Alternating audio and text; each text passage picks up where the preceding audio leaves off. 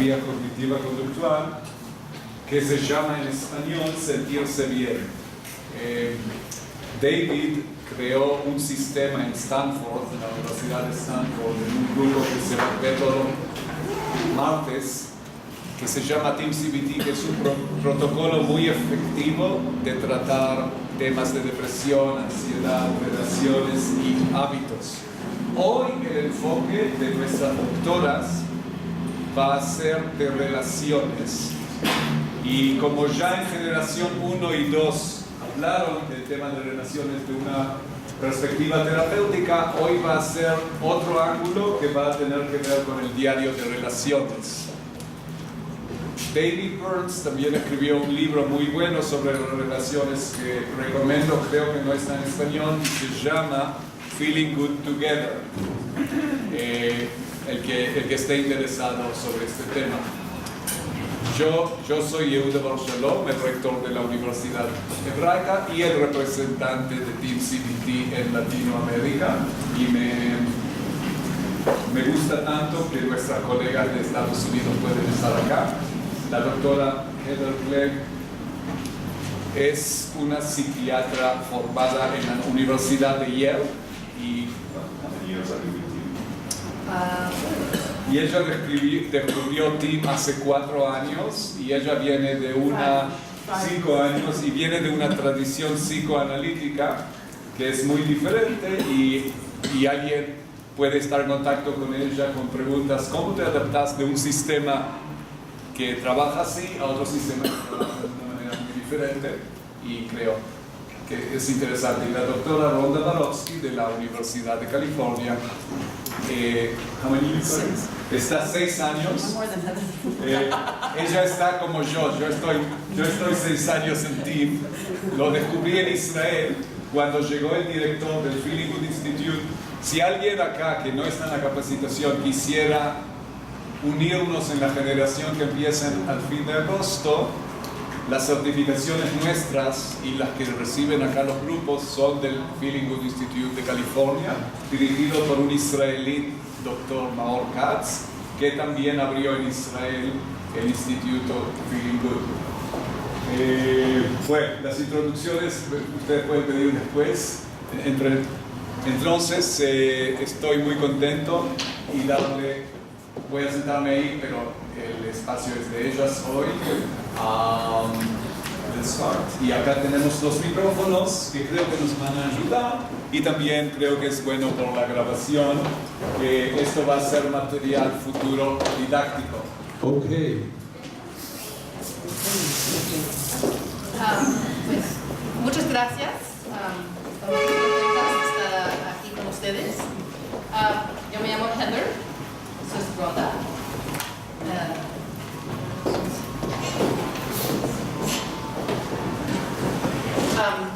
Vamos a hablar sobre las ideas de Dr. David Burns, que como dijo a Yehuda, las ideas están en su libro Feeling Good Together, que es solamente en inglés, es un libro muy bueno. También las ideas están developed para la gente a Feeling Good Institute. So we, as Yehuda mentioned, we talked about using what David Burns calls the 5 secrets, los 5 secretos, in therapy contexts. And today we're going to talk about using it in our interpersonal relationships in all parts of our lives. So I'll turn it over to Rhonda. So I apologize to the other members of the Generation 1.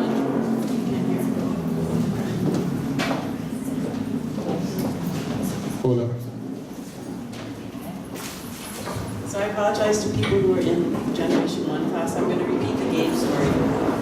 La generación 1 de ayer va a repetir la historia que les contó sobre Gabe, su hijo.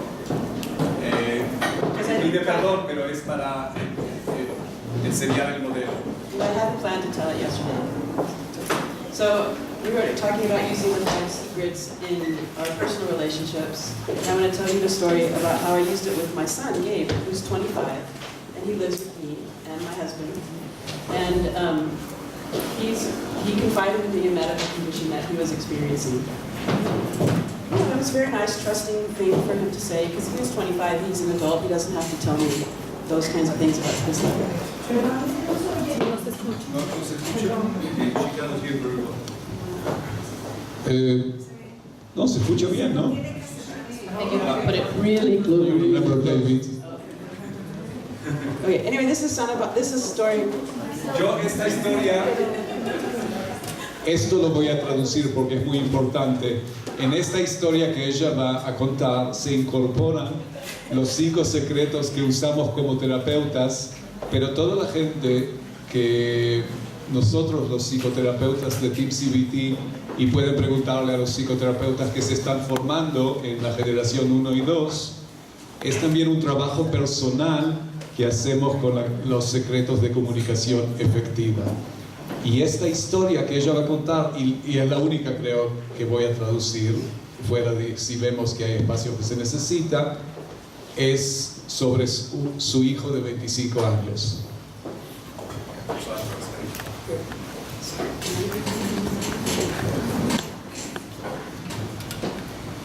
So I'm telling you this story not just to talk about my family, but it's an example of, I'm very motivated to have a close relationship with my son. And this is an example of an interpersonal conflict that the two of us had that used the 5 secrets in order to repair our relationship. Entonces va ahora contar una historia personal con su hijo como una manera de dar ejemplo de cómo usamos estos 5 secretos de comunicación efectiva también en nuestras relaciones personales. So Gabe confided, his name is Gabriel. So Gabe confided in me a medical condition that he was experiencing. Gabe, mi hijo, me contó sobre una situación médica que de repente él tiene. And I went to a party that was completely unrelated to Gabe with our friends. Y fui a una fiesta que no tenía nada que ver con mi hijo Gabe, y estuve con algunos amigos. And I saw a friend of mine who's a doctor. Y vi un amigo mío que es un doctor, un médico. And I thought, oh, I'll ask him about Gabe's medical condition. Entonces pensé, wow, qué buena oportunidad, voy a preguntarle sobre la condición médica de Gabe, mi hijo. And then I'd save Gabe an opportunity. I'd save him from having to go to the doctor, and I'd find the medical treatment that he needed. Porque pensé, así voy a salvarle a Gabe la necesidad de ir al doctor y ya va a recibir todo el consejo médico que necesita. So I told Gabe's story and all the details of his medical condition to our friend Dr. Joe. Entonces le conté toda la historia médica de mi hijo Gabe sobre esta situación a mi amigo el Dr. Joe. And he gave me advice to give to Gabe for how he could treat his medical condition. Y él me dio consejo cómo tratar a Gabe en esta situación médica específica. And then I go home and I'm thinking, I'm such a great mom. Y yo voy a casa y me siento, wow, soy una mamá tan buena. Padrísimo, padrísimo. And I tell Gabe, oh, I saw, Joe at this party who you have known since you were 3 or 4. And I told him all about your medical condition, and he told me you should go to the drugstore and get these over-the-counter medications, and then you will be cured. Entonces, muy contenta le dije a mi hijo Gabe, mira, platiqué con el Dr. Joe en la fiesta, le conté lo que tenés, y lo único que tenés que ir a la farmacia y comprar estos medicamentos. And I'm thinking, you're doing such a great job. I'm proud of myself, actually. Y yo me sentí también, qué buena mamá, estuvo muy orgullosa de mí misma. And I'm waiting for him to thank me. Y estoy esperando que me diga gracias. And he said, and he had really got an angry look on his face. Pero tenía una mirada muy enojada en su cara. And he said, you violated my confidentiality. Y dijo, tú violaste mi confidencialidad. And I didn't give you permission to talk about my personal problems with someone else. No te di el permiso de hablar sobre mis temas personales con otra persona. I'm never going to talk to you ever again. Y nunca voy a hablar más, nunca más voy a hablar contigo. So my first thought was, what an ass. Mi primer pensamiento fue, what an ass. Qué idiota. And I got kind of mad. In my heart, I was angry because I thought he's not appreciating my great mothering. En mi corazón estaba muy enojada porque él no está apreciando mi increíble maternalidad. Yeah. But I took a deep breath because I knew that wouldn't go over very well. Pero tomé unas respiraciones muy profundas porque sabía que estos pensamientos comunicarlos no iría muy bien. And I said, you know, Gabe, you're right. Pero le dije a Gabe así, ¿sabes qué, Gabe? Tenés toda la razón. I did violate your privacy. Sí, violé tu privacidad. And I betrayed your confidence. Y yo traicioné tu confianza. And I can really imagine that you're feeling so angry at me Y me puedo imaginar que te sentís muy enojado conmigo and betrayed by me y traicionado por mí and that you don't trust me anymore. y de que no me confías más. And then I asked him, is that how you're feeling? Y le pregunté, ¿entonces así te sentís? And I said, I'm really embarrassed. Y le dije, mira, estoy muy avergonzada. And I feel so much regret. Y siento mucho, ¿cómo se dice? Regret, arrepentimiento. I feel really bad I did that. Me siento tan mal que hice eso. Can you tell me more about what the experience was like for you, that I betrayed your confidence? ¿Me puedes decir más cómo fue esta experiencia para ti que traicioné tu confianza? Because you're one of the most important things in the world to me, and I never want to lose the closest in our relationship. Porque sos una de las personas más cercanas a mí en todo el mundo y me daría mucha lástima perder algo de nuestra relación. And so then, instead of never talking to me again, he did start talking to me about how betrayed he felt and how bad he felt. Entonces, en vez de no hablar con mí nunca más, sí empezó a decirme cómo se sintió traicionado y cómo se sintió muy mal. We gave each other a hug. Terminamos con un abrazo. We repaired it completely. Entonces, lo corregimos la situación 100%. And then he ended it by saying, "Great 5 secrets, Mom." Y al final él me dijo, buen uso de los 5 secretos, mamá. Gracias, Rota. So there is a lot of magic in the 5 secrets. That if we use them skillfully, we can repair almost any rupture that we're having with someone. That's the good news. The bad news is, it's really hard, and Rhonda just made it look easy. And it's hard for 2 reasons. One is it takes practice, it's a skill, and we'll start to teach you some of the skills to do it. But the other reason it's hard is that we may be conflicted about our motivation. Rhonda said that when her son first got angry at her, she felt angry and hurt, that he wasn't appreciating her. And so she took a few moments to take some deep breaths and remind herself that her goal was to be close to her son. And then she was very humble, and she was willing to look at what she might have done to hurt him. And again, she made that look easy, but that's very hard. So when we think about using the 5 secrets, the first thing we have to do is ask ourselves, do we really want to be close to this person? Do we really want to work hard to improve the relationship? And so I'd like us to do a little thought experiment here today. Think of someone who's really annoying you. Can you think of someone in your life who's really getting on your nerves? And think of all the things they've done to get under your skin. Maybe they've been hypocritical, or they've criticized you, or they have some annoying habit that they do over and over. And now I want to ask you, do you want to improve this relationship? Do you want to accept them exactly as they are and take all of the responsibility for improving the relationship and be close to them? Raise your hand if the answer is yes. Raise your hand if you feel a little conflicted about that. Exactly. So this is the really hard part of relationship work. Actually, once you've done this, the rest of it can flow pretty easily.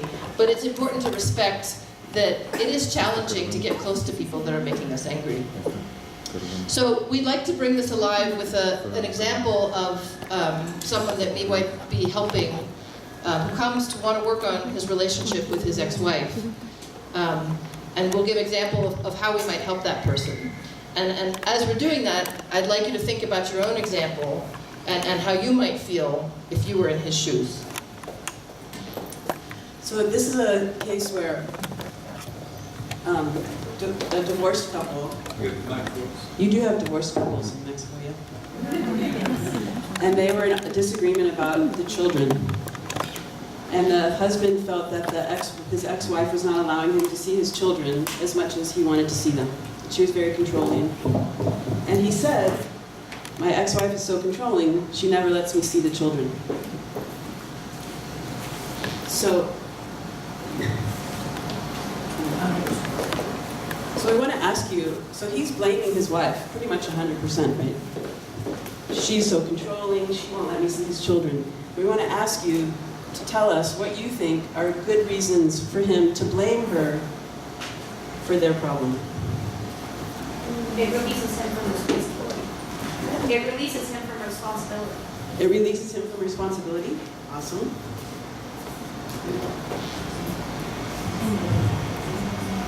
He's angry. He's just angry. Because he wants to feel angry and he feels kind of righteous that he's angry. Because of the situation. Yeah. That's another really good reason to blame her and not take responsibility. That's correct. That's correct. He feels desperate. Like he can be a victim or a martyr. That's perfect. He can get sympathy from his friends. Oh, poor you. Your ex-wife is such a terrible person. So he can create a bond with his friends about complaining against her. How about he can feel more powerful, right? He's the power. You know, if he's complaining her, then he's more powerful in the relationship.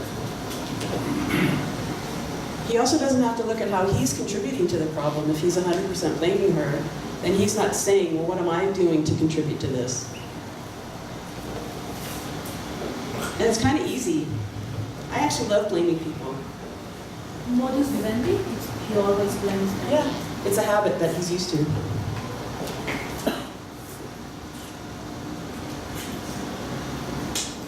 You can also kind of keep her at a distance. He is her ex-husband after all. He doesn't want to have that much interaction with her. So when he blames her for things, it creates a distance between them.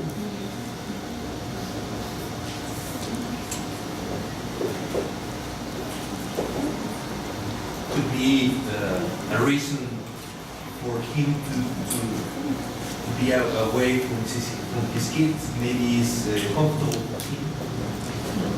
Maybe it's more comfort for him to be away from his children, and instead of trying harder, he can just blame her.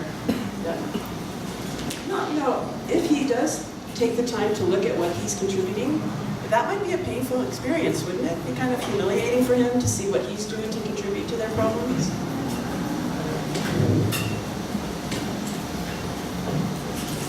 Well, I have a good one. It's not fair. So it's not fair what she's doing, keeping him away from the children. Those are really great reasons to blame her. So you can see why would he want to stop?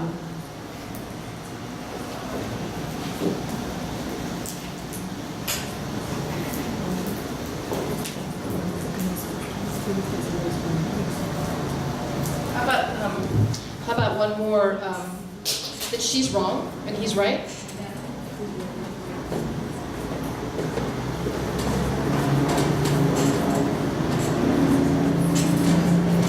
So, is he going to be super eager to look at his own role and do the work to change the relationship with all these good reasons? No, probably not. So we might ask him, we might say, you know, you have all these great reasons to blame your wife. Why would you want our help to improve the relationship?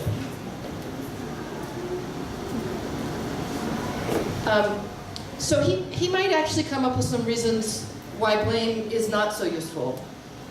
What are the reasons why he might want to work really hard to look at his own role and improve the relationship?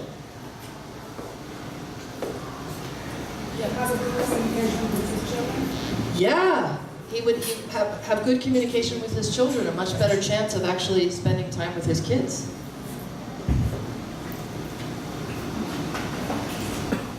What else? All the time to be fighting? It's Yeah. very heavy? Fighting is exhausting. So he might actually find some peace. It's not nice to be the victim. Yeah, it kind of stinks to be the victim. In one sense, it feels powerful, but in another sense, you're saying you're powerless. In fact, if we riffed on that, could we say you could be very powerful if you're willing to look at your role? You could have tremendous power to change the relationship. Pride? Yeah, what was that? Pride. Pride. Yeah, he might be proud and say, I'm not the kind of person who has bad relationships. People withdraw themselves. Yes, right. He might say, you know, as painful as this is an opportunity for me to learn and grow. And if I can work it out with my difficult ex-wife, maybe I can figure out how to get along with my girlfriend better. The same skills might actually come into play, and maybe I won't get divorced the second time. Blaming the blame might he will not move. Yeah, if you're blaming someone, you're kind of stuck. You're trapped in blame, and he might say, you know, I'm sick of being trapped in blame. I would like to be able to feel better in relationships. It's not such a great habit. It might be hard to change, but I actually don't want to stay stuck in this habit. Yeah. Let's see. Anything else? The energy. Yeah. Lots of energy. Yeah. Exactly. As easy as it is to blame my ex-wife, and fight with her, it's actually exhausting.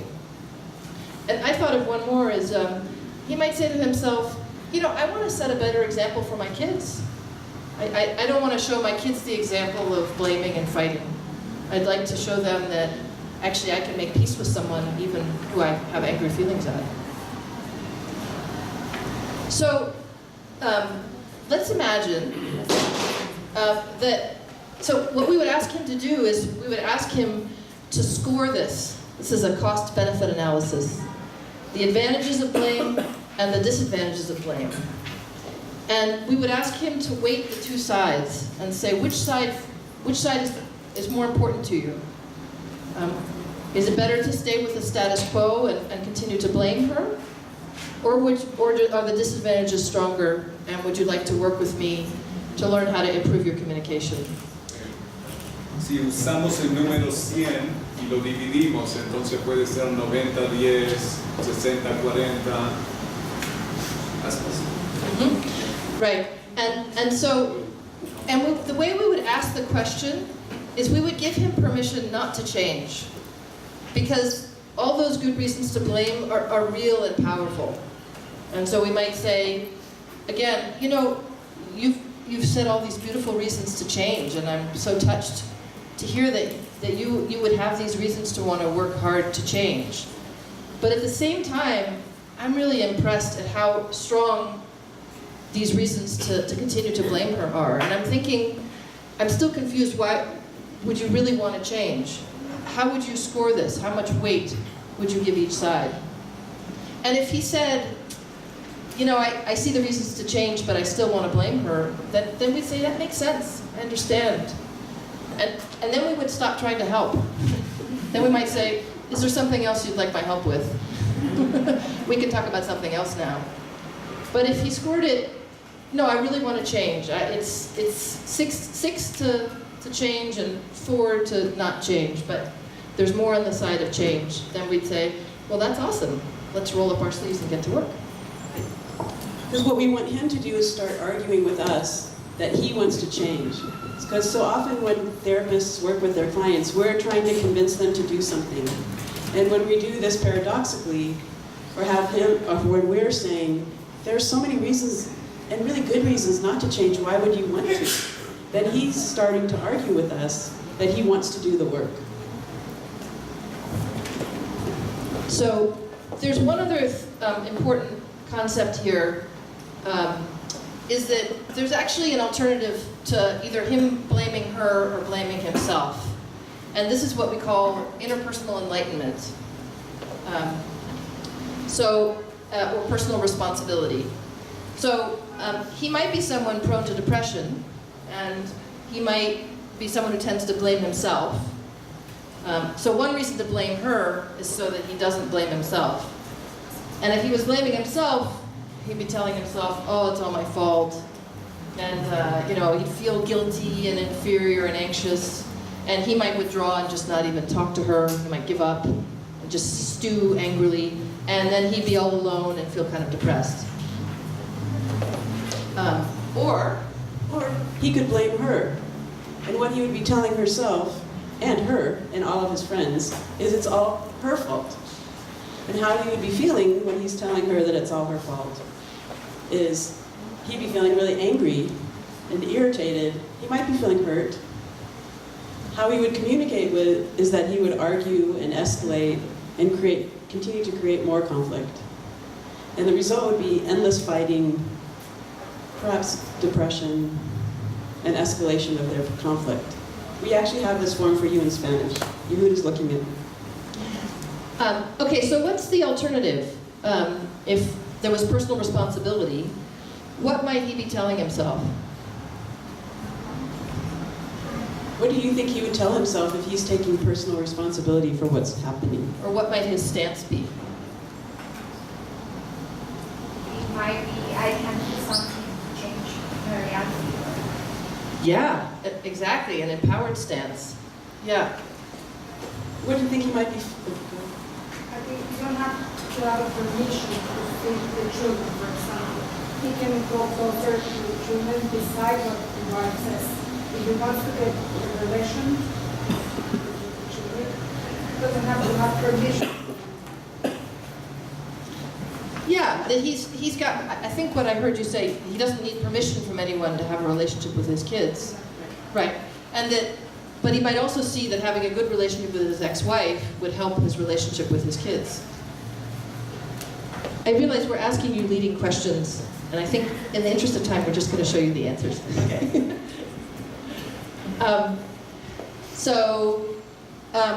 So if he was taking personal responsibility, he might be more curious, and he might think to himself, hey, we're probably both playing a role here. And I wonder how both of us are playing a role. And he might particularly be interested in his own role, not to blame himself, but to think about how he could change. And so he'd feel curious. And he would respect himself. He'd say, sometimes I make mistakes. I don't always communicate so great, but I can learn to do different. And when he was communicating with his ex-wife, he would listen really carefully to what she says, and he would use the 5 secrets. And what might come out of that is more trust between them, and actual closeness and intimacy, and a sense of peace and less fighting. Yehuda found the form. He's going to print it off now. So, I'm sorry, someone in the back actually said a really important point about that we're empowered in relationships, that we're in this stance. We understand that we create our interpersonal reality.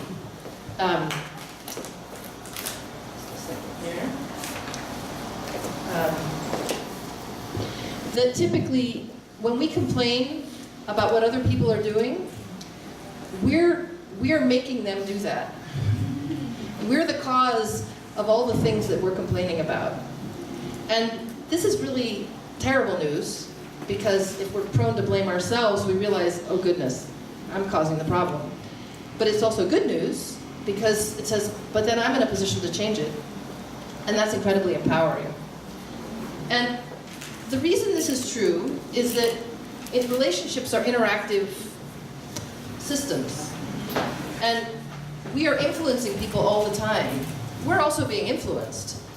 So the reverse is true, that everyone else is creating their interpersonal reality, But we can't change them, we can only change ourselves. But if we look at ourselves, we can see that we're doing things to provoke other people. We're shaping their behavior. And so if we're mindful of that and thoughtful about it, we can shift how we behave and we can start to shape their behavior differently. And Rhonda, do you want to, you have a It's beautiful... kind of like, do you study systems theory? Yeah. Yeah, it's kind of like a piston engine. When one part shifts, the other parts have to shift to accommodate that change. So if one person in the relationship shifts or takes responsibility or learns to communicate in a different way, then everyone will shift in a positive direction as well.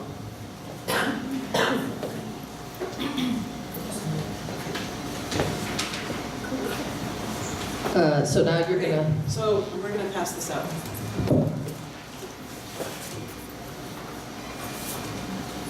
Can someone help me?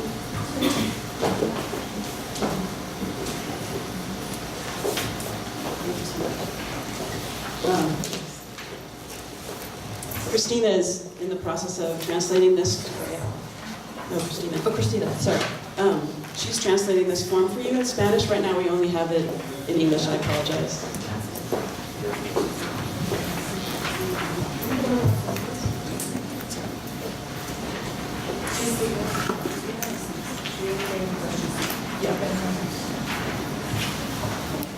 So while she's passing that out, I'm just going to talk about the first 2 steps. So now we know that he's motivated. This is part of agenda setting. And I'm going to just give you some context of something that happened. So this is a man, he's an emergency room nurse. Yep. And he works really long hours. And he worked a double shift that included a graveyard. Do you know what that is? Yeah, you know it, sorry. So he worked 16 hours in an emergency room as a nurse. And he came home from work exhausted. And it was actually Christmas. And so he went to his ex-wife's house because he wanted to give his children their Christmas presents. And he had emailed her, "I'm coming by," and she emailed him, "Don't." But he showed up anyway, because he has 4 children, he wanted to give them presents. And he knocked on the door, and she said, "This isn't a good time. You didn't tell me you were coming. You can't just drop by to see the children. We're going to be at your mother's house this afternoon. You should just see us there." So his mother lives like in Cuernavaca. She lives in Mexico City. So it's and you know how traffic is in Mexico City. So it's about a 2-hour drive, right? So he just worked a 16-hour shift. And he doesn't want to drive 2 hours. And she said, and so his response to her was silence. That won't work. And then he told her, "That won't work for me. I need to see the kids right now." Great. So, this is the first 2 steps of the relationship journal. We take a particular moment in time. And the idea here is that there's a world and a grain of sand, that all of their relationship conflict is captured in this one moment in time. And all we need is one thing that she said and one thing that he said, and we'll understand all the problems in their relationship. And so if we can help him work out this one problem, then not only can he improve this relationship, but he can probably improve all of his relationships, because we tend to do things in patterns.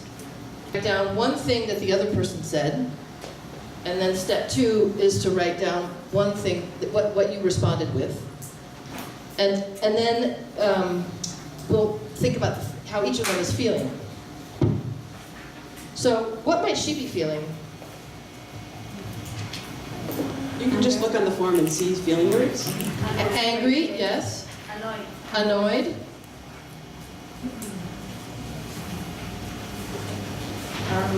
Angry, yeah. Frustrated. Frustrated. Worthless. Worthless. She might be feeling a little guilty, yeah. Should I be afraid? Afraid, right? I mean, she might actually want her kids to see their dad, but frustrated and worried that they can't make it work out. Unrespected. Disrespected, absolutely. Yeah. Bad. What's that? Bad. Bad. bad, yeah, feels bad. It's Christmas and now she's fighting with her ex-husband. What's that? She might be feeling lonely. She might actually want to get along better with him and instead they're fighting. Nervous, right? She might be stressed and tense. It's Christmas. She has to drive to Cuernavaca. Anxious. So, oh yeah, she might. Here's our list. But any of these could be right. We're making guesses because we don't know, and that's how we do empathy. Is we put ourselves in that person's shoes and we try to guess, and we don't have to be right. Because, as you'll see in the 5 secrets, we'll check it out with the other person. But we're trying to imagine how the other person is feeling. And how do we think he's feeling? Upset. Upset, yeah. Frustrated. Lonely. What was that? Inferior, yeah. Like, what's wrong with me? I can't see my kids. Hopeless. He might be feeling just despairing about. Angry. Angry, yes. What was that? Mad? Yeah, great. Resentful? Sure. Yeah, she makes this so difficult. Ashamed. So, exactly, any of these could be right. Absolutely. So, as you can see in step 1 and step 2, we've got what each person said, and then we're priming ourselves to think about the feelings. What is she feeling? What am I feeling? So if you turn on the back side, you'll see steps 3 and 4. We want to analyze their communication to see if that was good communication between them or bad communication between them. So we want to ask, did he acknowledge her feelings? Did he find some truth in what she said? Did he express his feelings openly and sincerely? Then was he respectful and caring toward her? No. So then this was an example of bad communication. Did it make the problem better or worse? Way worse. So what do you think the consequence? Yeah. So actually this is the step in the process that is the most painful for people when they're going through this with us as their therapist. Because they have a moment of like negative enlightenment, where they see, oh yeah, I'm not respectful, I'm not expressing my feelings, I'm not listening. And there's a moment where they can see, oh yeah, a light bulb goes off at the top of their head. I'm contributing to this problem in the way I'm communicating with my ex-wife. So how do you think he will feel when he sees that he is actually contributing to this problem? Ashamed. Yeah, ashamed. Yeah. Control. What's that? Control. Controlled? Maybe. It's interesting. I usually think of it as actually freedom. It's painful, but it's suddenly freedom of realizing, like, oh, I'm playing a role here. I could do something differently. Hopeful. So there could be some hope amidst the tears. So what do you think? Yeah. Well, how do you think? So what do you think the consequences are of his interaction with her in this way? The bad communication way.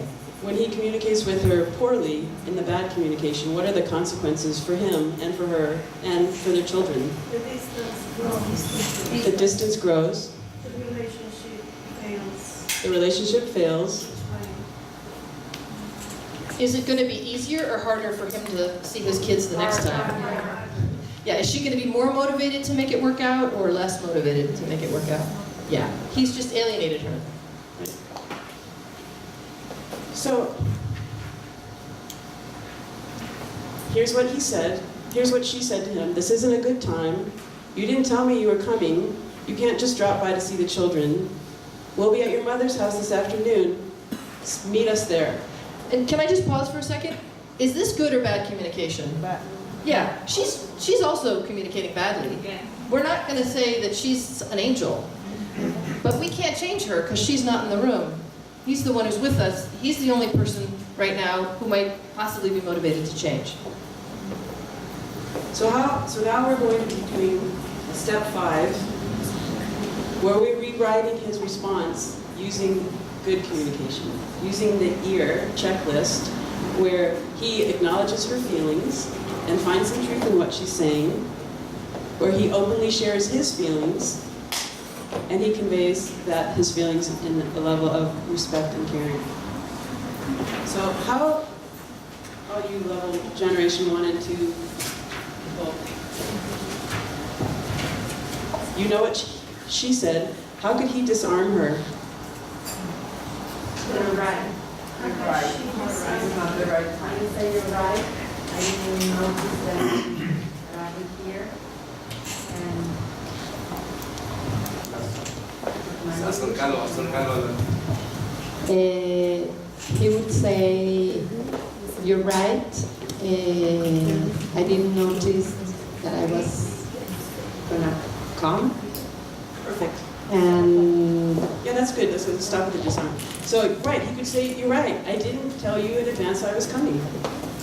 I didn't call you ahead and let you know. Great. So we have step 1 is the disarming technique.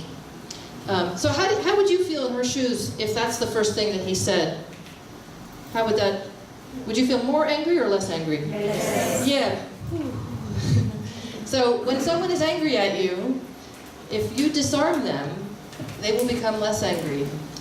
The alternative would be to defend yourself. Well, I did email you I was coming. Would she be more angry or less angry if he defended himself? Yeah, he'd be much more angry. So he's not going to defend himself. He's going to disarm, and he's going to say, you're right. Okay, so the next step is empathy. There are 2 parts to empathy. There's thought empathy, where we paraphrase what the person has said. We put ourselves in their shoes, and we try to see the world through their eyes. And so what would be an example of thought empathy based on what she said?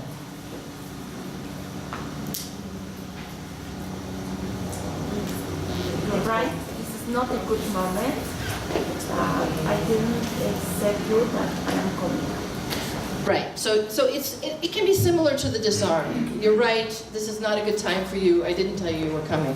That's what did she say? Her words were, "This isn't a good time. You didn't tell me you were coming. You can't just drop by to see the kids." So, yeah, this is my version. You said this. You said this wasn't a good time for you. And then there's feeling empathy, where we try to guess what the person is feeling in a respectful way.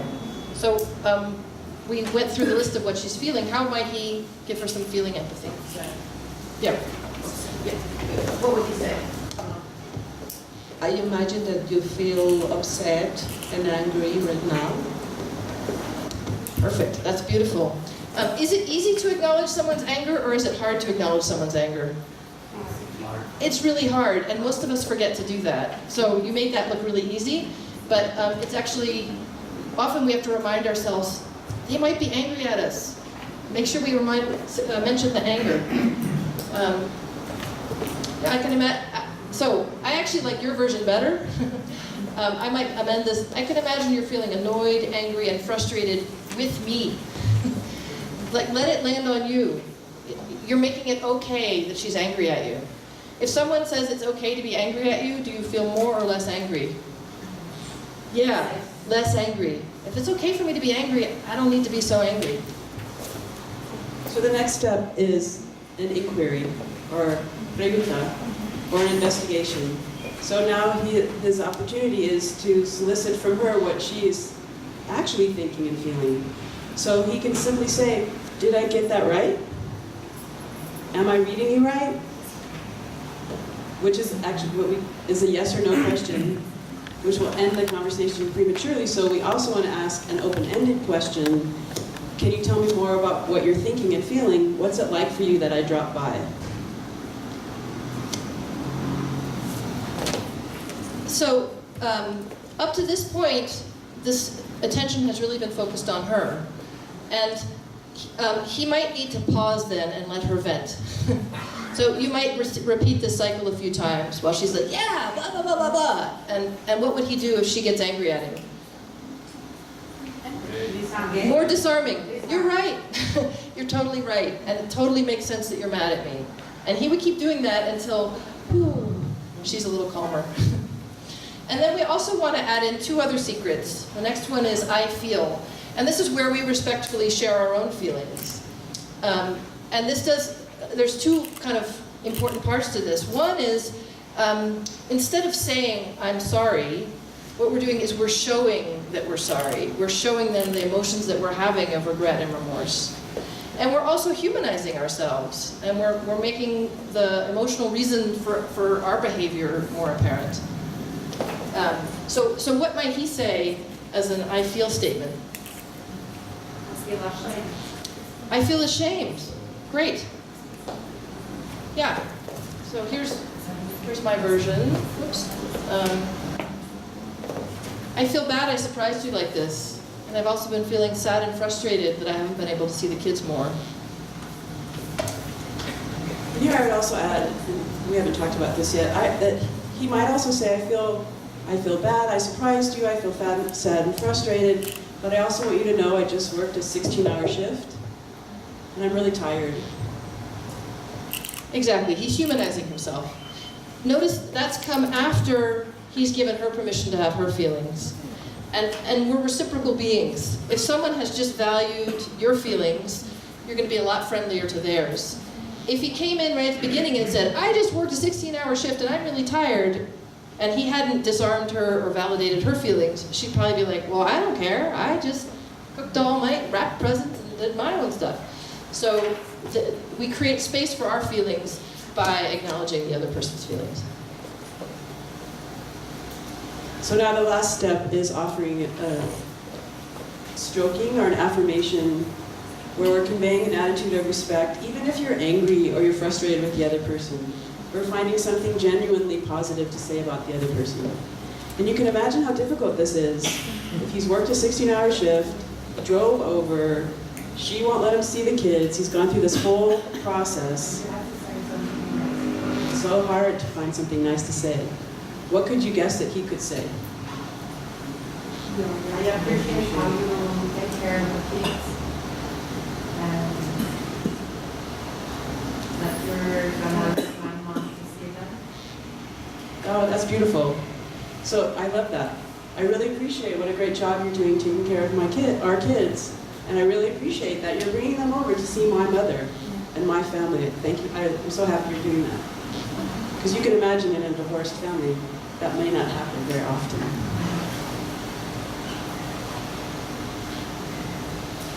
This is what we had said, but I like your version better.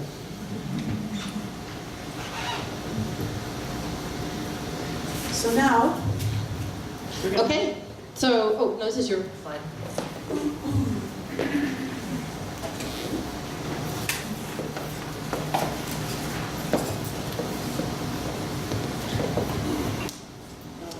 Really? Do you have any questions? Oh, actually, we should ask them those questions. Do you all have any questions that you want us to answer?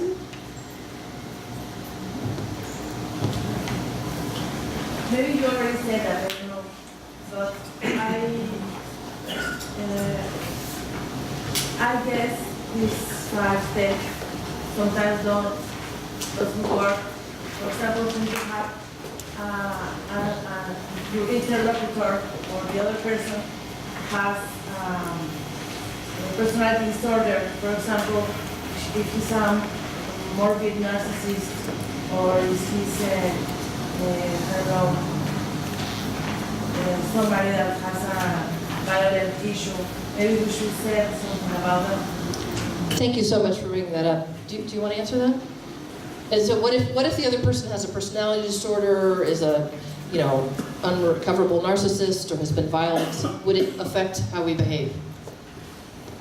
So actually, this technique works really well with personality disorders. It works really well with people who have borderline personality disorder and narcissistic personality disorder. Obviously, narcissists love being the center of attention. You've just done 5 steps. You've given them the majority of the attention. 4 out of 5 steps is about them. So they respond really well, because you've just fed into their narcissism. Well, it might change what your goal is. So in this example, we're imagining the wife is not super narcissistic and not personality disordered, and that he actually would like to have a closer relationship with her. If you think someone is a narcissist and absolutely cannot change, or you're scared of them, your goal might not be to be close to them, right? Your goal might just be to pacify them. So it might change the way you use the I feel statement. And you might honestly be using it in a little bit more manipulative way, like you're just trying to modulate their emotions rather than get close. But it can still be highly effective. Just as Rhonda was saying, narcissists love to be disarmed, they love to be stroked, and if you stroke them and disarm them, they may become much more tractable to get what you need from them. But that's a little different than trying to be actually close and intimate. This gets back to the kind of decision making at the beginning about what your goal is in the relationship. If you didn't have kids with a person, you might think, I have no interest in repairing this relationship. I never want to see this person again. And if you don't have kids together, hopefully you don't have to. But if you did have kids with a person, then you might need to figure out a way to handle them and manage them. The other thing I would say is it's very easy to label somebody that you're in conflict with as having a personality disorder. Ex-girlfriends seem to be borderline. Because they're at their worst. They're angry and upset, and you're probably provoking them. So before you diagnose them with a personality disorder, try using the 5 secrets, and you might see another side to them. And the same thing for someone where there's a history of violence within the relation. You might not want to be close to them, and you may not use all of the 5 secrets in the same way that we did. But people who are where there's a history of violence, these 5 secrets can also work to pacify and decrease the anger and decrease the escalation of the possibility that harm could be. Yeah, I have an example of that actually, because I for many years worked in a psychiatric emergency room where people get brought in on a psychiatric hold, either because they're suicidal or they're just so disorganized they can't take care of themselves, or they're violent. And I do the initial evaluation, and if I think they're not safe to leave, I have to go and tell them that they can't leave, and that I'm going to hold them against their will in the hospital. And you can imagine they don't like hearing that very much.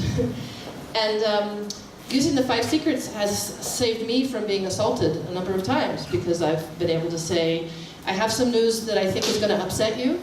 I'm going to keep you here in the hospital against your will because I'm worried about you and your safety. And I can imagine you must be feeling pretty enraged at me right now. Is that right? And often they'll say, yeah, and I can say, it totally makes sense that you'd be angry. I would be really angry at me right now too. And it's kind of amazing, but people tend to settle down. And what's great about this is then they calm down, and then a few hours later I can discharge them from the emergency room. Because now they're not so calm and hostile anymore. So, I forgot the point of that comment, but... Well, that you answered. Oh yeah. Are there any other questions based on what we've talked about so far? Yeah. Just one question from the humanitarian perspective. How could this work for people like in huge distress after, let's say, an earthquake or something? Is there like more potential for not working or not engaging into the conversation? So how could this work for people who are in immediate trauma? Do you want to make it more specific? Students here that are in the Masters of Humanitarian Aid, and their specialty is going in intervening when there was like an earthquake or any other trauma in a community. Can we make it more specific? Well, I will give it a go. Yeah. So I think you're not going to be talking to them about how they're going to be improving their relationship with someone else. You're going to be giving them empathy about the trauma they've just experienced. Is that correct? Maybe, but if they are, let's say you are bringing in some food items, and people are maybe angry because they're late, or maybe they are depressed because they lost someone they are not like capable of swallowing. And could this sort of 5 secrets of communication work under those circumstances? Why not? Giving people empathy. Maybe there wouldn't be this. Giving people empathy, acknowledging their feelings respectfully. Yesterday we were talking with. I was talking with Victoria and Amaya about cases that we've had where someone has experienced something very tragic that we haven't personally experienced, like perhaps the death of a child or something that you've gone through. So maybe the I feel statement would be a little different. We might not be able to say, not the I feel statement, thank you.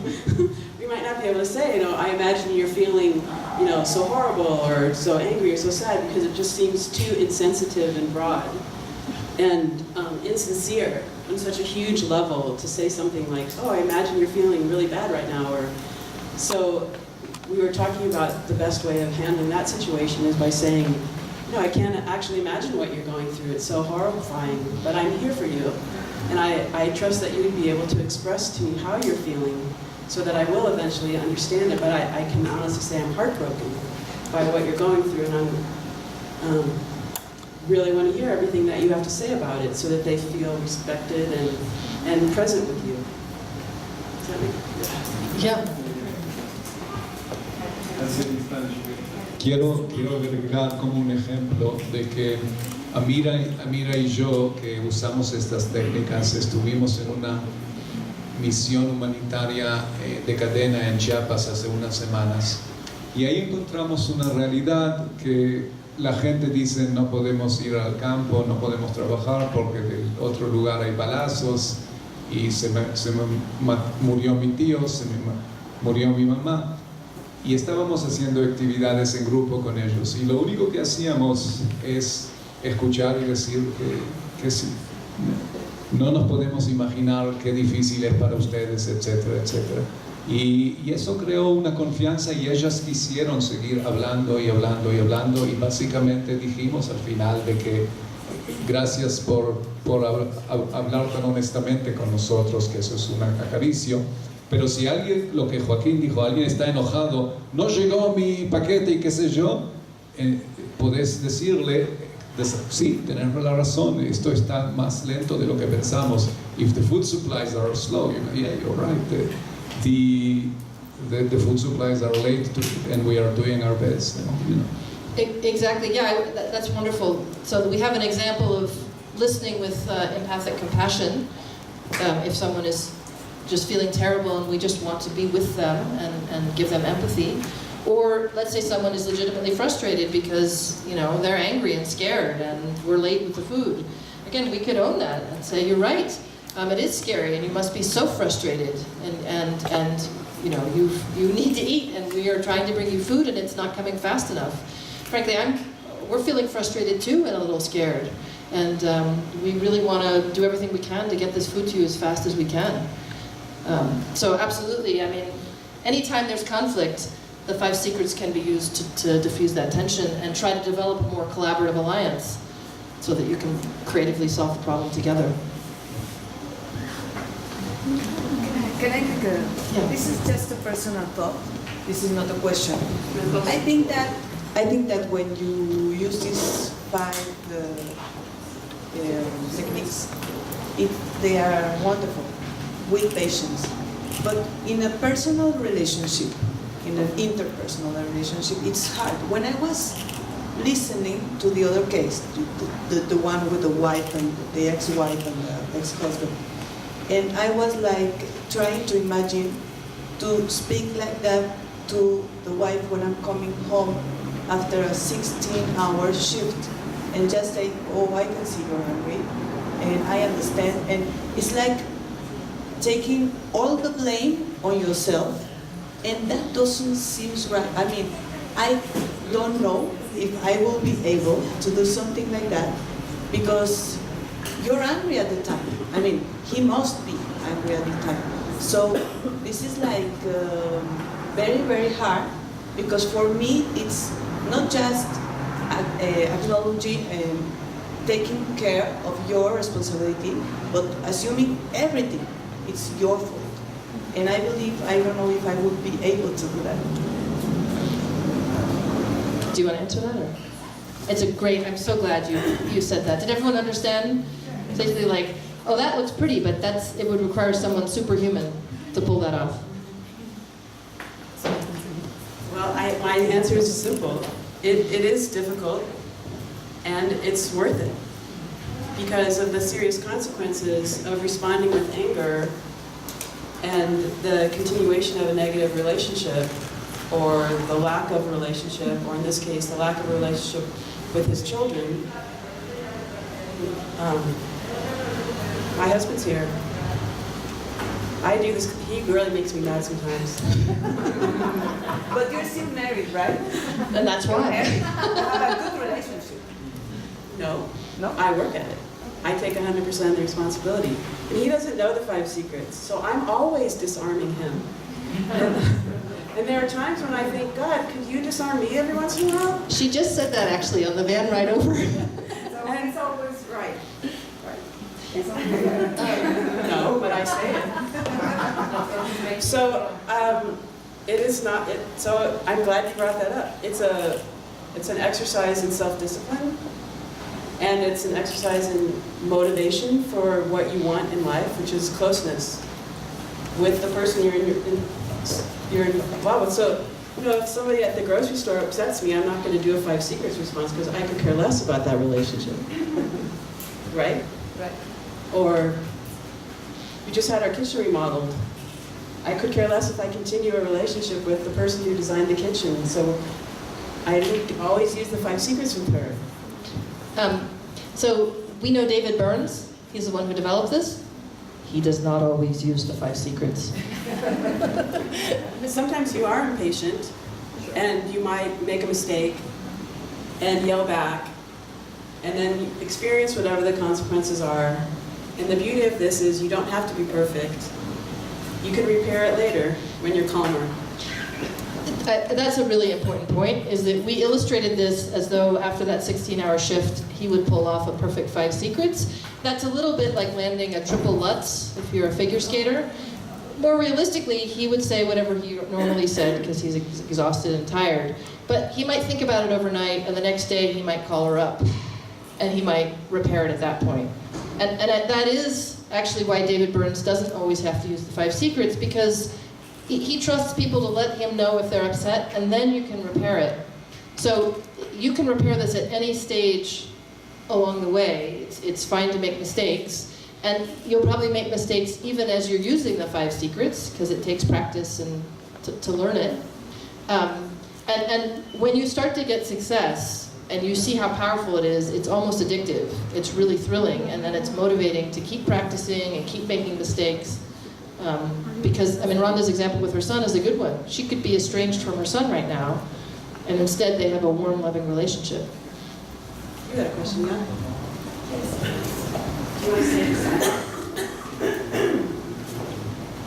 La voy a decir en español. Sí.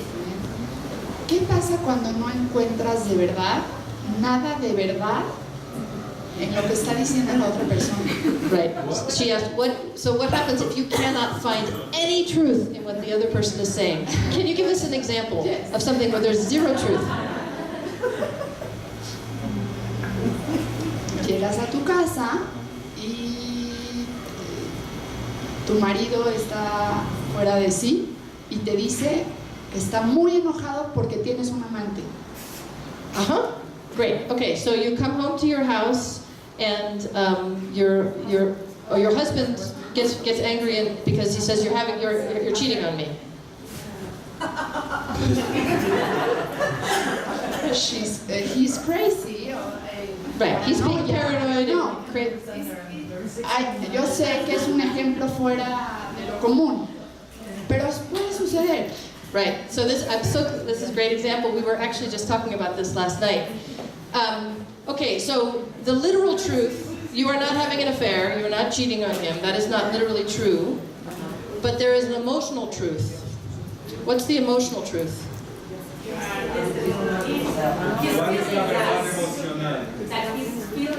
Yes. Does he trust you right now? No. So you could say, well, you really are not trusting me right now. You must be feeling so betrayed by me. And I have done something that's led you to not trust me. Can you tell me, what have I done that's making you feel like you can't trust me?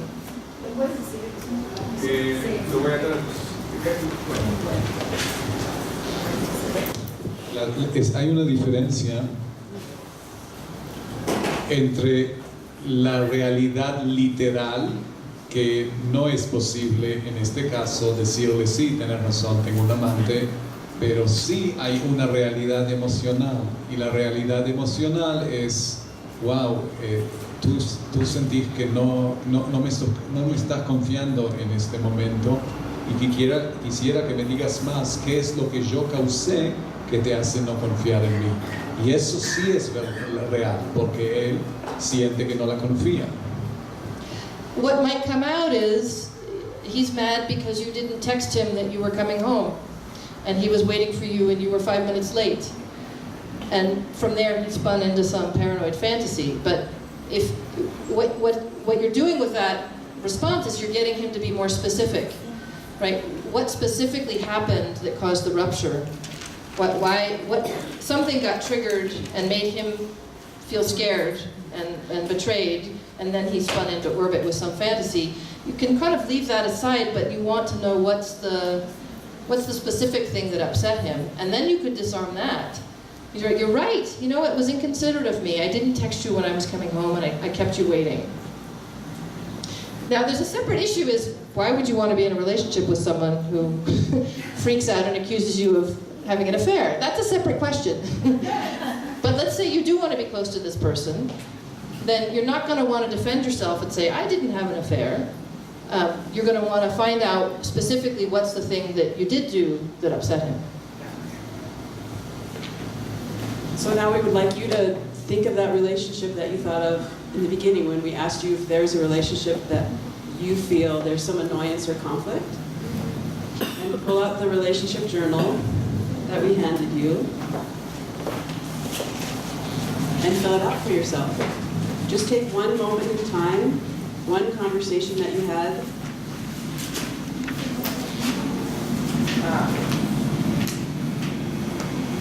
So this form right here. Do we want to do the interpersonal decision making with that? Yeah, sorry. So first we want to tell you that there's something you have to do first. Sorry.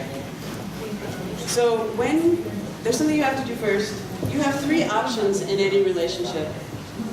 So just like before you want to do the personal work, you have to ask yourself 3 questions.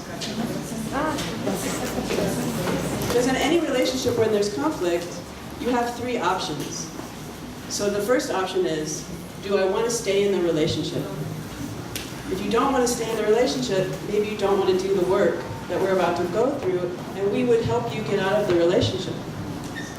The second option, the second option is, do you want to stay in the relationship and just maintain it the way it is, and we can help you feel more comfortable with the way things are. Like, I had a Jill Lovett, who you knew before she came here. She told me an example of this is she was doing therapy with a woman who had 3 children under 5, and she was having trouble in her relationship with her husband, but she couldn't imagine leaving the relationship because how could she support herself with 3 children under 5 years old?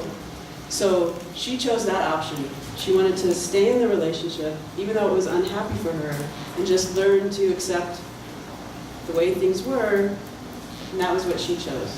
And maybe perhaps work on how she could be more responsible. Anyway, that was what she chose. She couldn't leave, so she chose to stay in the relationship and just learn to be a little happier within it. The third option is to take full responsibility for the health and the future of the relationship and do all of the work. Because the relationship is the most important thing to you and you want it to work, like my relationship with my son. I took full responsibility for what happened, and we have a good relationship. So when you think of the relationship that we're asking you to work on right now, first ask yourself, is this an important enough relationship that you want to work on? Do you want to stay in the relationship? Do you want to leave? So do you want to leave the relationship? Do you want to stay in the relationship and just accept it the way it is, or do you want to work on it and take full responsibility for it? I want to say one other thing about what Cynthia, you said about this idea of taking 100% of responsibility. That's the stance we take in communication, but that's why I flashed the table about self-blame, other blame, and personal responsibility. you're taking 100% of the responsibility for changing the relationship. You're only looking at your role. But we're not saying that you're 100% to blame. It takes two to tango. The other person is doing their thing. But right now, they may not be motivated to change. So we're really just having you look at your piece of it. But you don't have to blame yourself, because we're all human, and nobody's perfect, and we all make mistakes. And sure, the other person is being a jerk, too. And the idea is, if we look at if we come into relationship looking at our part of it, there is a very good chance the other person will then get inspired to look at their part of it. And so then we'll both be working on our parts of the relationship. And that's where you get the that's the really thrilling part. If you're with someone who just relentlessly blames you when you take responsibility, then again, maybe that's someone, and you're doing it skillfully, maybe that's someone who really is a narcissist, and maybe you don't want to be close to that person. But it's sort of like you're offering the olive branch, you're taking the first step, and you're trusting that the other person is going to reciprocate. And so it's very important that we not blame ourselves, right? And I think those of us here, we're probably in good company, that we have high standards, and we don't like to make mistakes. Maybe we're a little perfectionistic. And so when we see our errors, it can be easy to blame ourselves. And so it's important to have a lot of self-compassion in this work. It's incredibly brave to look at your part in a relationship. Yes, there's a subtle difference between blame and responsibility. Which, from that chart, we already talked about. Okay. So, go, yeah. What happens when in a couple, one of the partners takes the full responsibility and like the 100% of the responsibility, and the other one is a narcissistic or manipulative, and it's very comfortable that way. And the other one is taking like the whole responsibility, but time to time she feels like with a lot of charge, like burden, pressure. So the question was, what happens if one person takes 100% of the responsibility and the other person is narcissistic and just coasts on that? Right, well I think I'm imagining it would be the person taking 100% of the responsibility who would be coming to talk to us. And I think, I guess I would ask that person, what do you want in this relationship? I mean, the first thing would be, are you really using the 5 secrets as skillfully as you can? Because it's an art and it's easy to not do it as well, as possible. But if this other person is a relentless narcissist, then I guess the question would be, why do you want to stay in a relationship with this person? Maybe they're rich and it's useful to you to have money. So you'll learn how to manipulate them with the 5 secrets. I mean, honestly, there are many reasons we stay in relationship. I mean, and I wouldn't judge any of them. The one thing I would say is, I think that we jump to the conclusion that the other person is an unrelenting narcissist before we've really tried as hard as we can. And that most of us, I mean, there is a small there's a subpopulation of people who are unrelenting narcissists. But most people, when they feel heard and supported and cared about, they reciprocate that. I also want to just comment too, and then what if the person has been, you're in a relationship where someone is violent towards you, right? Well, we want to work with the person who's our client, who's the victim, and how to stay safe, but maybe their option would better be how to get out of that relationship. And maybe that's what maybe that would be their ultimate choice. Yeah, I mean, life is hard.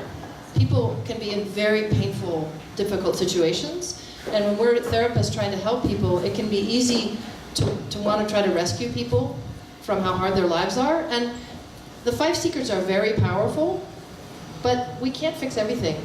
And sometimes it requires us to sit and tolerate that someone is in a terribly painful situation with a bunch of really horrible choices. Yeah, and in a relationship where we're helping someone leave an abusive relationship, there might be other strategies that we work with them, like creating a safety plan and various other things that we would do. So the 5 secrets wouldn't only be what we do, right? Well, she had a question, and then we'll get to you. What if it's a working relationship? Because we're talking about interpersonal relationships, and there is like a way out.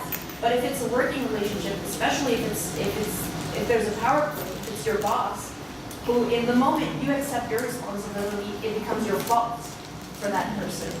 Or if any argument you give is like excuses you're making up to defend untolerable work or something, what happens there? An awesome example, thank you. That's a great example. Yeah.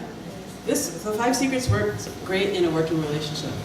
So you may not want the option to get out of the relationship because you don't want to lose your job. You like your job, and you may not want to do all of the 5 secrets.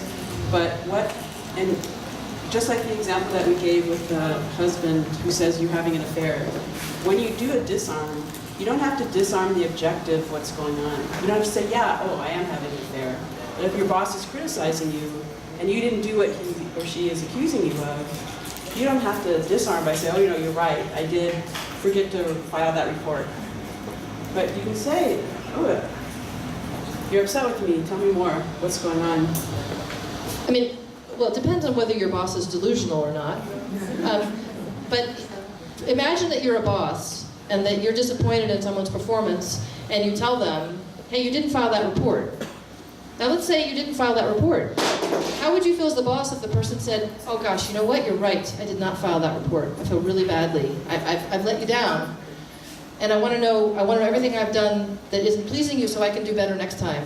Because I care so much about this job and my performance and I want to learn and I want to do better. As a boss, you're probably going to think, this is a fantastic employee. I can give her feedback. I can tell her when I'm not happy about something and she'll be motivated to do better. Now, if the boss is delusional... Or no, there's 2 options. If you have done what you're being accused of, you would handle it Heather's way. And if you have not, which was a really beautiful example, and if you have not done what you're being accused of, you don't have to discern an objective truth. So how would you... I just did. Okay, right. So if you haven't, say, gosh, I've done something to let you down. You don't have to say, I filed that report.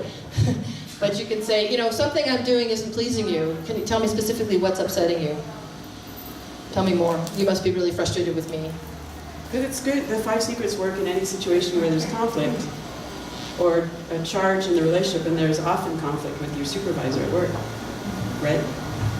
So we want to make sure you guys have time to practice. So did you want to ask a question first? And then this will be our last question.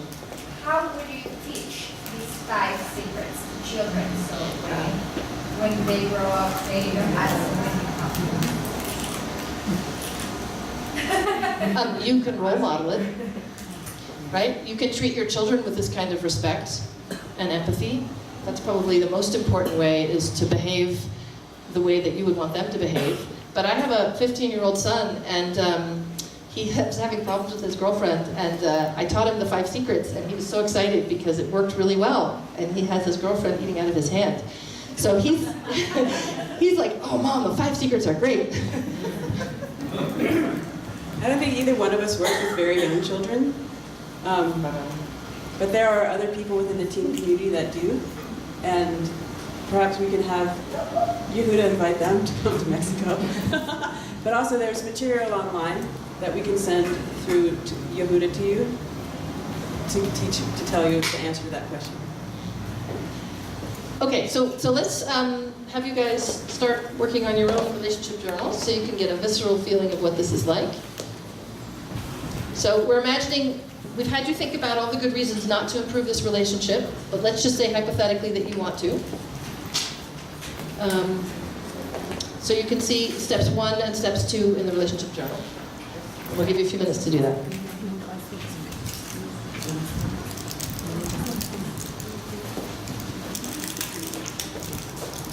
And if you have any questions, you can raise your hand. I'll come around and...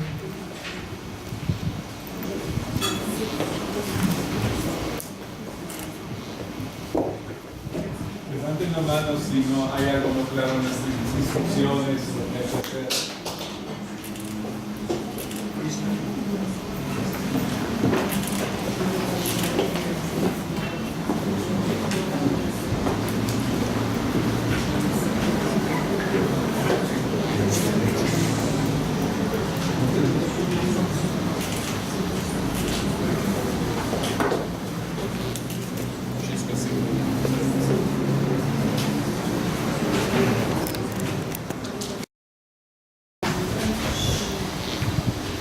So I'm going to turn the page over to the second side, and you've written down exactly one thing that the other person said, and you've circled the emotions that he or she might have been feeling. You've done that with yourself, and now what we'd like you to do is look at your communication between the other person and do an analysis. Did you find truth in what the other person said in your response? Or did you argue with the other person,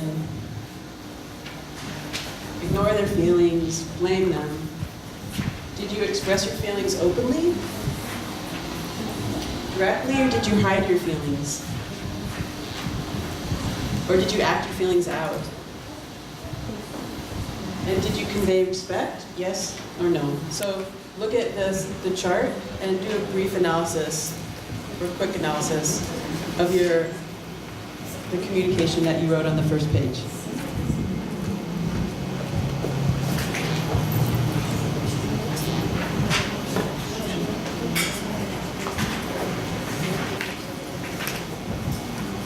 So now once you've given yourself that, once you've analyzed the conversation for whether it was good or bad communication, the next step is to take an honest assessment and see what is the consequence of that communication between you.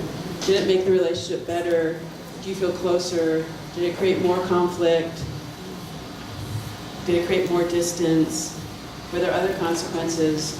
So write down in step 4, did the problem become worse or better? What were the consequences to you and the other person?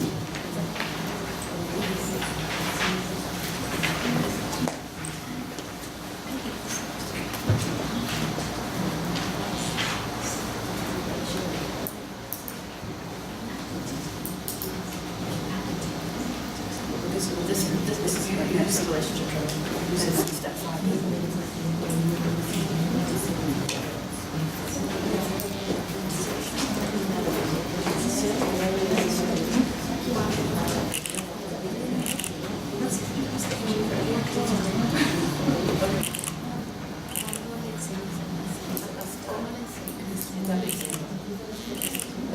Vamos a hacer.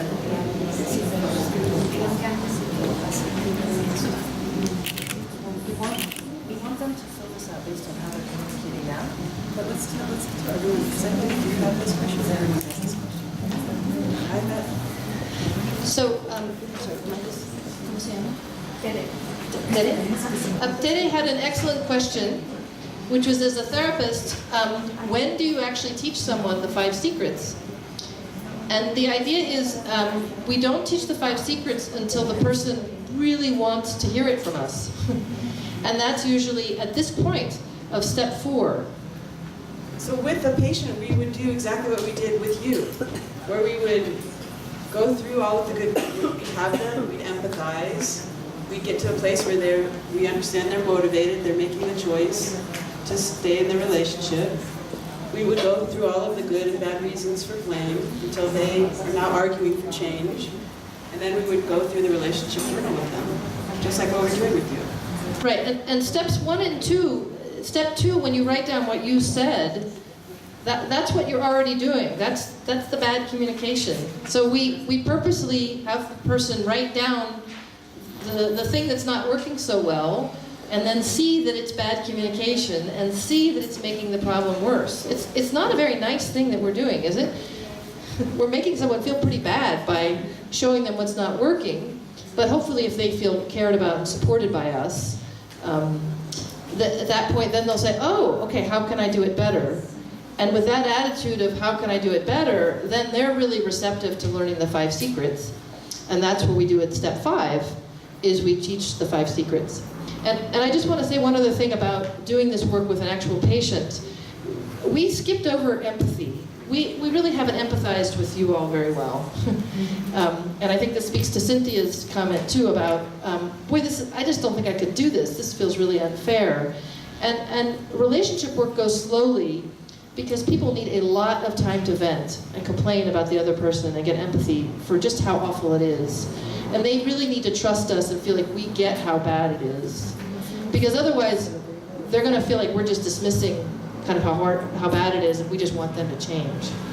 And so people need a lot of empathy and support to do this kind of work, and we really haven't given you that today. So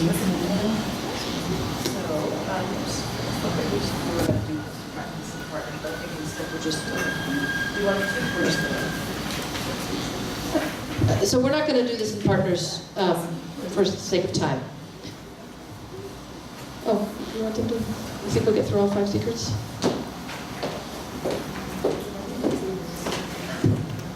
No, I don't think we're going to. So this is me. Okay, so the first secret is disarming technique. Okay, so now this is step 5, right? You're going to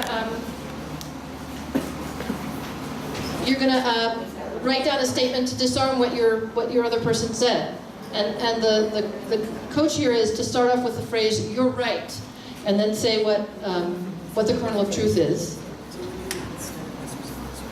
Oh, that's what they already said. Oh yeah, so we're replacing your step 2, right? Step 2 is what you said before. Now we're coming up with improved communication. Does this make sense? Because you look confused. Does this make sense? So, if this is really, really hard, you're welcome to raise your hand and we'll come and help you. It may be that, you're struggling with some of your motivation to get close to the person, which would be totally normal. Because we really haven't given you very much support or empathy.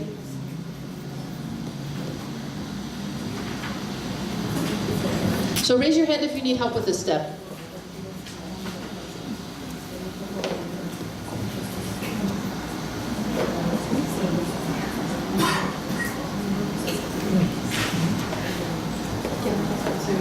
Very easy to say sorry.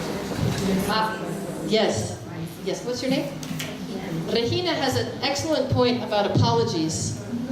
That it's very easy to say, I'm sorry. And in the 5 secrets, we coach people against saying, I'm sorry. Because saying I'm sorry typically comes across defensively. Like, oh, I'm sorry. Please forgive me. I don't want to hear any more about your feelings. Let's just stop talking about this. So instead of saying we're sorry, we're going to show that we're sorry, and we're going to invite more conversation. So instead of saying, I'm sorry, you might say, I feel so sorry. Right? And then you'd want to hear more about, and we'll get to this in the other secrets, more about how they're thinking and feeling. Do folks need more time with the disarm? Okay, we'll go on to the next. Do you want to do this? So the next step is to take your original conversation and create a thought and feeling empathy with an inquiry at the end. And it's simply, what you're telling me is, using their words, repeat what they've said. I can imagine you're feeling, and then come up with 3 feeling words just for this exercise. And then ask them, is that right? Can you tell me more what that's like for you? You can just fill in, using this template, just fill in your responses and the original communication. One thing we try to teach is that you don't have to write a big paragraph for every secret. If you could just do 1 or 2 sentences per step, that has really powerful impact.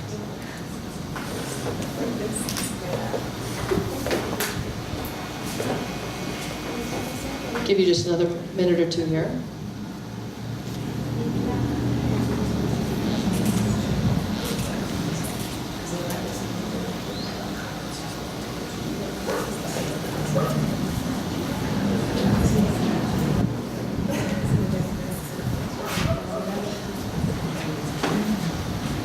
Okay, and then we're going to add in I feel and stroking.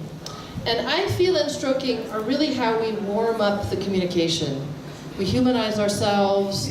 We're really explicit about how much we care about the other person and the relationship.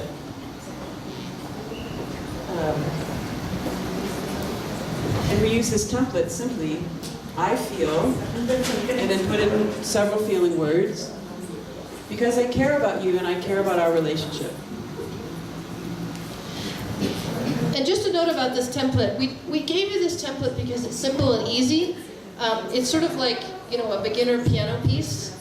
once you get good at the 5 secrets, you'll make it your own, and you use your own style and your own words. So this is just a starting point. If you always said it this way, it would come across as formulaic, and your son might say, "Mom, you're doing that terrible 5 secrets thing again." But it's just to get you started with getting a feel for it.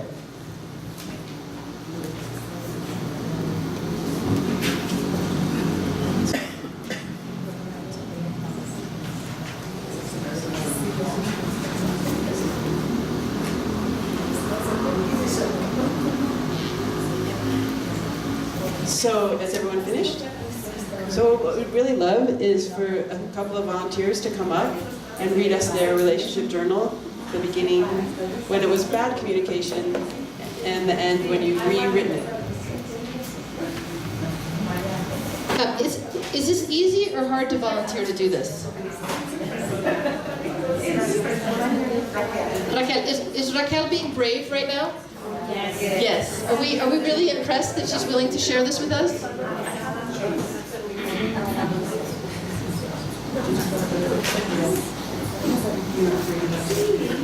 I didn't write.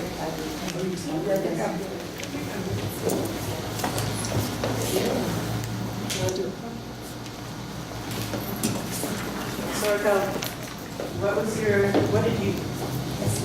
what did the other person say to you? Well, this is a real case. I have an early stimulation center, and yesterday I couldn't use the 5 secrets. And one mom is very upset because we have to charge the whole April, and she says we are abusing her, and this was on the reglamento. So she said, you're abusing me because you're charging me for all of April.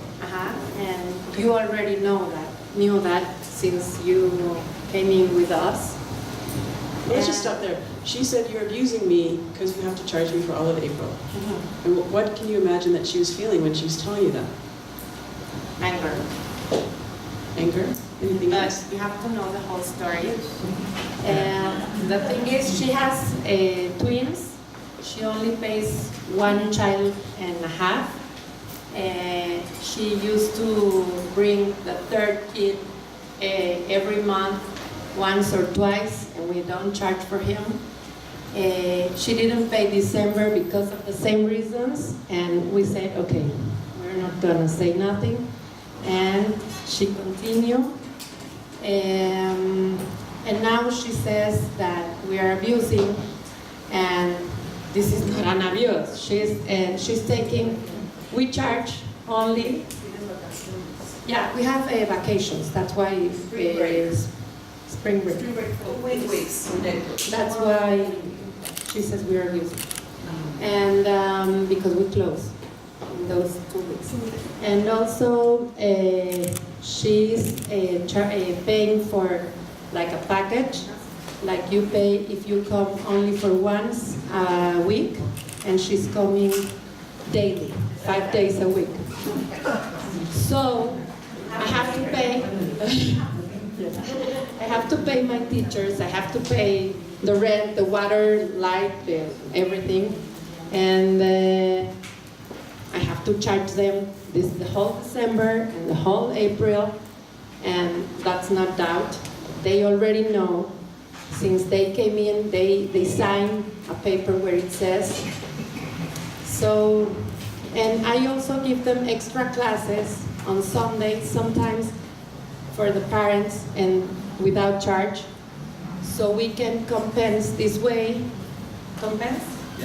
This way, the classes we're not giving when we have vacations.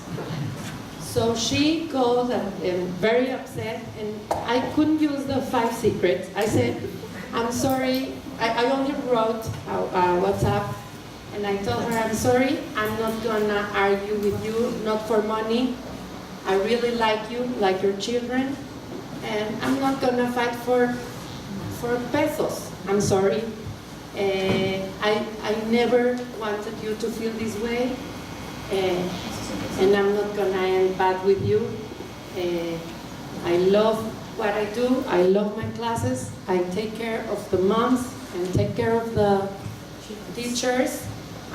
I don't feel it's right for my teachers to earn less money 2 months a year. So it's not correct, and I hope you understand me. And I didn't want to fight. Yeah. And it sounds like you had, that sounds like such a difficult situation. You have two, for you. So you have 2 months out of the year where you don't see, you close for vacation for 2 of those 4 months, 2 weeks out of the 4. But even though you're on vacation, you still have to pay your rent, you have to pay the water, you have to pay your teachers. And it sounds like you've been giving this woman so many free services. She has twins, you only charge her for 1.5 children, yet she has a 3rd child, you provide services for free for that child. And she hasn't paid previously, so that sounds like in a way she's already taking advantage of you. I can imagine how difficult the situation is for you. You're applying this to me. Thank you very much. I got you as your son. How does that feel? How did it feel to get the 5 secrets from Rhonda? No, for me, great. But I didn't know how to use it. Quiet. But it does sound like a very difficult situation, and you've also said, from your heart, you love your work, you love the children, but you also love the teachers, you don't want to pay them less. And I also said, and you don't want to fight it's over my pesos. job. I have to earn money from this, no? Yes. Right. It's not a volunteer situation. So. Right, because you have to pay your bills too. Right. And you said to her you don't want to fight over pesos. Yes. So you don't want to get into an argument or a conflict over her. But I thought, after that, I said, I could use the 5 secrets, but I couldn't. And so I didn't want to get into a fight or get into a discussion or something. So let's just go over the conversation that you did have with her over WhatsApp. So she said, you're abusing me. And what did you write back to her? No, she wrote, I want to talk to you when you have time. And my assistant already told me what happened. So I told her, now I know what happened with this situation. Let me explain this. You paid this, you didn't pay this, you had a discount, your other child, or everything. And we are very glad to have you here. That this same situation happened on December, and so you offered her an explanation. Yes. And so you imagined when she said that to you, I want to talk to you, that she was angry. Yes. Could she be having other feelings, or you think it's mostly angry? I think mostly anger, and by myself I was feeling abused. So she was feeling angry, yes. And you were feeling abused. Yeah, this was too much, and I wasn't. She was trying me to say, okay, don't pay. So she was trying to you felt like she was trying to manipulate yes. you. Were you angry at her? No, not her, at the situation. Really? Yes. A little irritated? Maybe. A little irritated. That's the hardest feeling in Mexico in the United States. Okay. Yeah, I'm kind of angry at her.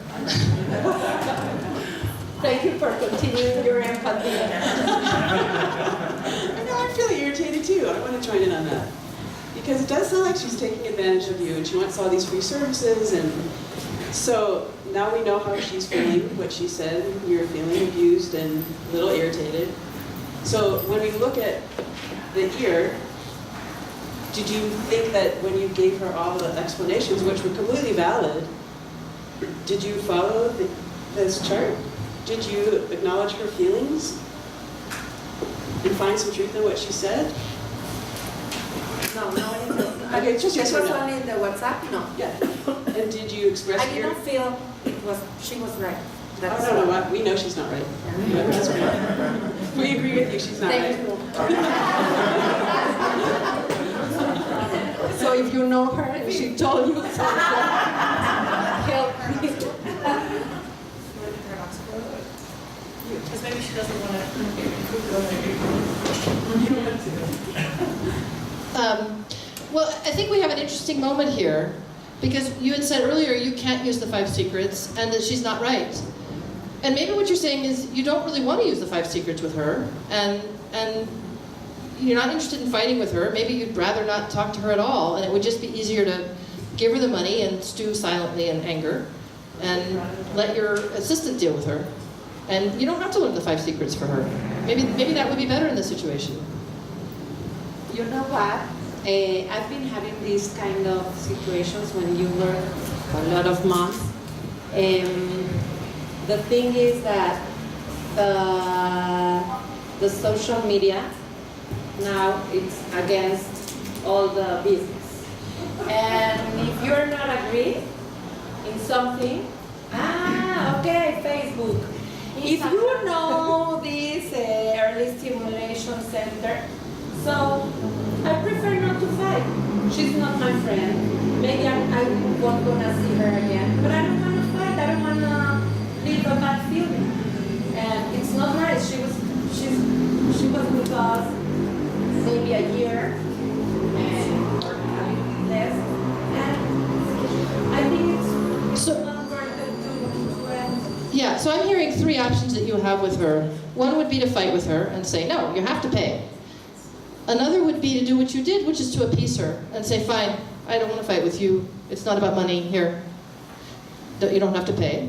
And you would continue to feel abused, but maybe you have other clients who you love and it's all worth it. I think the 5 secrets would be another option, which would be to work to get closer to her and share your feelings so that each of you could feel better and have a relationship that works a little better. But that does require looking at your part and doing the hard work of changing your part. And I don't know if that's worth it to you in this case, because it might just be easier just to not charge her and not worry about it. Yes, that's what I said.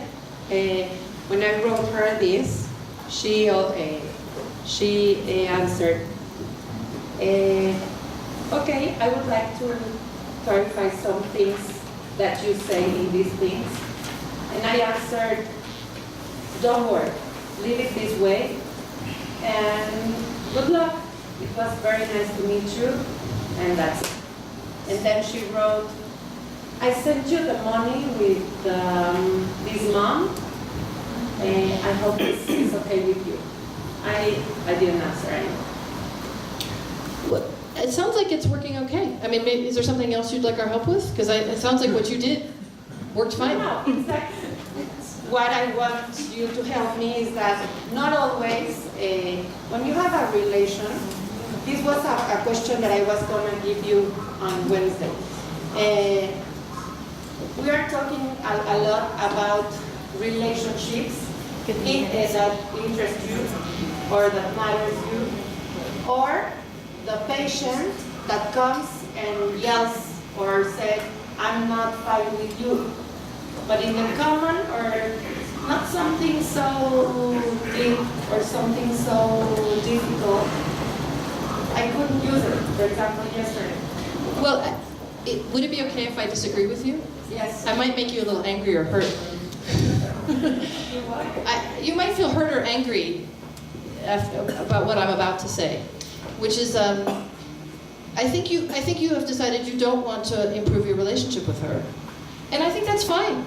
We don't always need to use the 5 secrets. I think what you said was diplomatic and tactful.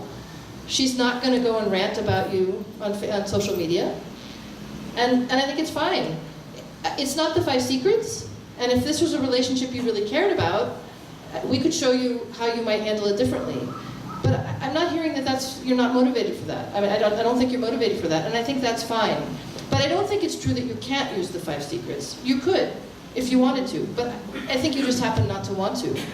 But for example, if I wanted, how do I say, okay, I agree, you're abusing me. Oh, it's not right! Can I just say it's so awesome that you're doing this? I'm sorry. It's great. No, this is perfect because this is exactly the struggle that we have, right? Can you all relate exactly to what she's going through right now? Absolutely. So in the interest of time, because let's see, we only have 5 minutes left. maybe Rhonda and I could model our take on the 5 secrets, and you could tell us if it worked for you or not, if you think it would be better than what you already did. So Rhonda, do you want to be the client, or do you want to I'll be the client since you're on a roll. Okay. Why do I have to pay in April?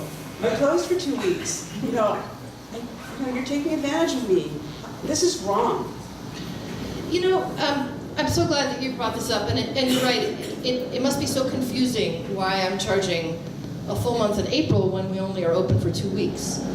And I know how much you care about your kids, and you bring them here every day because you care.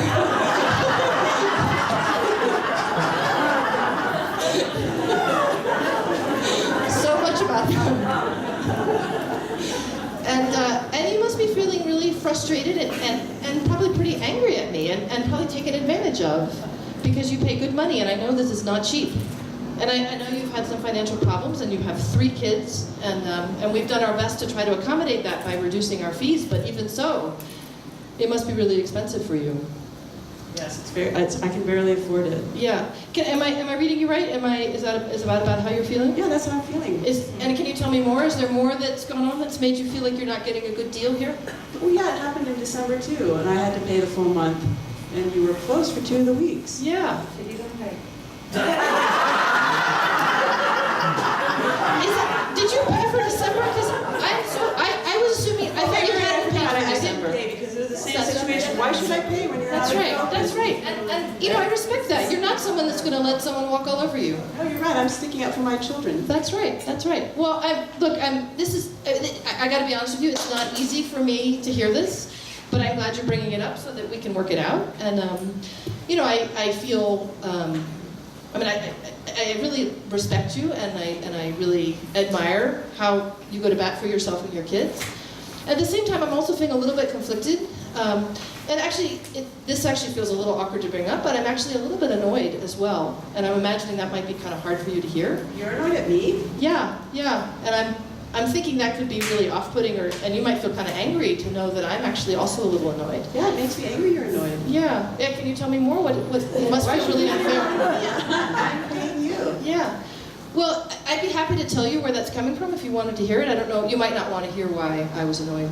Okay, yeah, I guess I do. Yeah. Well, I work really hard at this center, and I have to pay my teachers, and I know that the only way my teachers will do a good job teaching is if they feel like they're taken care of, and I want to make sure that they get a break because this work is so hard, and that's why I give them 2 weeks off in April and 2 weeks off in December. And if I didn't pay them for those 2 weeks, they couldn't pay their rent. And then, of course, I have to pay my rent and the water and all the utilities. And because I want this to be the best center it can be. And so I think we're having a little bit of a conflict here, kind of a real material conflict between your need to afford the treatment and my need to afford to run the center. And I'm wondering, how that, how you're hearing this, and if it would be possible for the 2 of us to think about a compromise that's fair to both of us. Okay.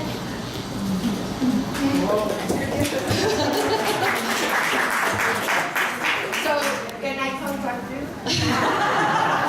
Well, I have the luxury of never having interacted with this woman, so I'm not angry at her. So it's easy for me to disarm her. It's easier because she hasn't already made me angry. When we're already angry, it's much harder. And so, that's where we have to get support from other people and find reasons to be compassionate and things to actually admire in her. So it's always easier to do someone else's 5 secrets than your own. Well, I think that ends our class for today.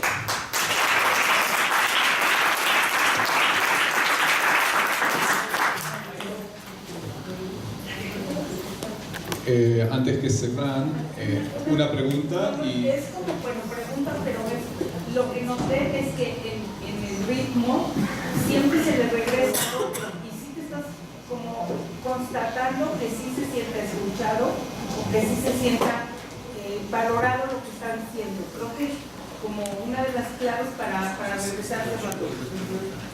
Estoy de acuerdo con eso, sí. Sí, porque es lo que noté, que 2 veces te decía, estás, estoy leyendo bien, estoy haciéndolo bien. Bueno, 2 minutos de su tiempo, por favor. Hay acá gente de generación 1 y 2 de Team CBT, no tengo que explicarle lo que es. La doctora Rhonda Barowski de la Universidad de California estuvo en Forensic Psychology, hizo mucha psicología muchos años, y también la psiquiatra doctora Heather Clegg de la Universidad de Yale estuvo practicando muchos años.